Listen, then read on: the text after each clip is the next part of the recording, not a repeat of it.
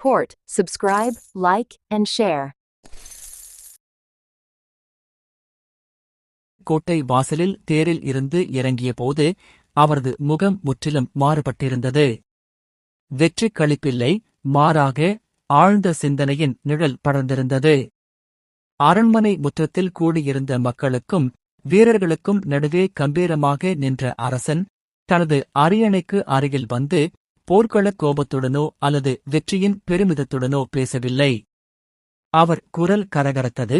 அதில் உண்மையின் வலியும் மனமாற்றத்தின் மென்மையும் இருந்தன. என் அன்புக்குரிய ஆப்பிள் நாட்டு குடிமக்களே, நான் உங்கள் அரசன். உண்மை என்னவென்றால், நான் திராட்சை நாட்டு வீரர்களைக் கொன்று வெற்றி அடையவில்லை. திராட்சை நாட்டு படைகளின் தலைவியும் வீராங்கனையுமான இளவரசியிடம் என் உயிரை பிச்சையாக வாங்கி வந்தேன். மக்கள் அதிர்ச்சியில் சலசலத்தனர். அரசன் தொடர்ந்தார். காரணம் என்ன தெரியுமா?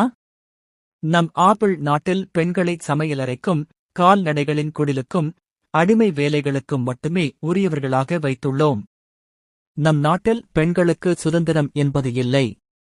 ஆனால் திராட்சை நாட்டில் போர்க்களத்தில் நிற்கும் பொழுதுதான் அந்த குதிரை வீராங்கனையான இளவரசியை பார்த்தபோது பெண்களின் உண்மையான அசுர சக்தி என்ன என்பதை நான் புரிந்து கொண்டேன். நான் போர்க்களத்தில் நின்றேன், ஆனால் அவள் என்னுள் ஒரு புதிய உண்மையை திறந்தாள். அரசனின் இந்த திடீர் பிரகடனம் நாட்டின் வரலாற்றையே புரட்டிப் போடும் தருணமாக அமைந்தது. மக்களே, இனிவரும் நாட்களில் நம் நாட்டில் பெண் அடிமை என்று ஒன்று இருக்கவே கூடாது. இன்று முதல் நம் நாட்டில் பெண்கள் சுதந்திரமாக வாழ வேண்டும். கல்வி, வீரம், கலை என எல்லா துறைகளிலும் ஆணும் பெண்ணும் சமம். இக்குணத்தை உணர்ந்து இன்று ஆப்பிள் நாட்டு இளவரசர் அறிவிக்கிறேன். அந்த வினாடி முதல் ஆப்பிள் நாட்டு பெண்கள் மிகவும் உற்சாகமாகவும் சந்தோஷமாகவும் வாழத் தொடங்கினர். அரசனின் உத்தரவின்படி பெண்களுக்கு போர் பயிற்சியும் பாடசாலைகளில் முன்னுரிமையும் வழங்கப்பட்டன. ஞானமும் பலமும் ஒருசேர பெற்ற புதிய தலைமுறை உருவாக நாளுக்கு நாள் நாடு மேலும் சிறப்படைந்தது. ஆப்பிள் தேசம் ஆற்றலிலும் அமைதியிலும் செழித்தது. இந்த ஆப்பிள் நாட்டில் நடந்த புரட்சிகரமான மாற்றங்கள் அனைத்தும் திராட்சை நாட்டு ஒற்றன் மூலம் இளவரசிக்கு தெரியப்படுத்தப்பட்டன. அவள் அந்த அரசனின் பேச்சை கேட்டும் அவனது உறுதியான செயல்களை அறிந்தும் மலைத்துப் போனாள். போர்க்களத்தில் மரணத்தை அளிப்பதற்கு பதிலாக வாழ்வை அளித்ததன் மூலம் அவர் கற்ற பாடத்தை அறிந்தபோது அவள் மனம் உருகியது. ஒருவன் உயிர்ப்பிச்சை பெற்றவன் என்று கூறியிருக்கிறான் என்றால் அவன் அரசனாக இருந்தாலும் அவனிடம் நேர்மையும் நீதியும் இருக்கிறது என்று அவள் சிந்தித்தாள்.